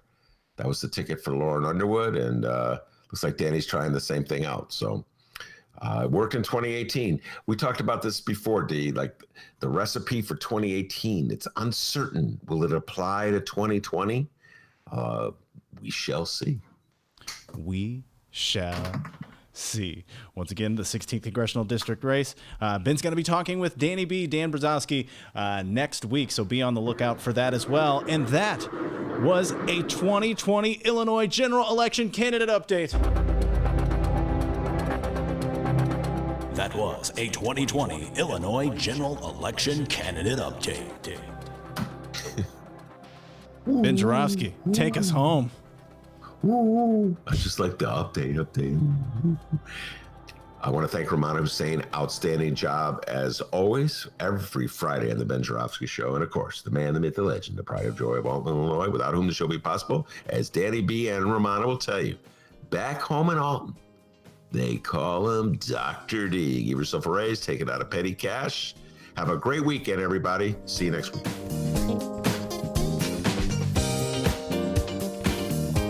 Best concert? Yeah, it's Steve Miller Band and the Eagle.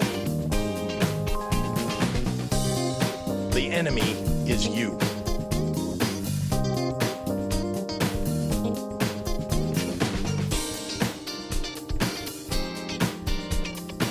Update Rock Island. We have Thursday night groove concert. Get your groove on with the class of 82 at Schreiber Park. Thursday night groove begins at 6 p.m. with the opening of food and beer sales.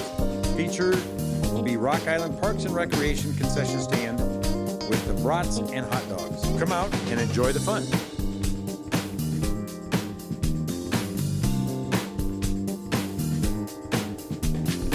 Rock Island citywide garage sale. Garage sales will be happening all over Rock Island and Milan the weekend of September 26th. Rock Island Park and Recreation has an interactive map to show you where they are located. Visit the interactive Google map at http://bit.ly/RI garage sale map to view the continually updated locations. That's correct.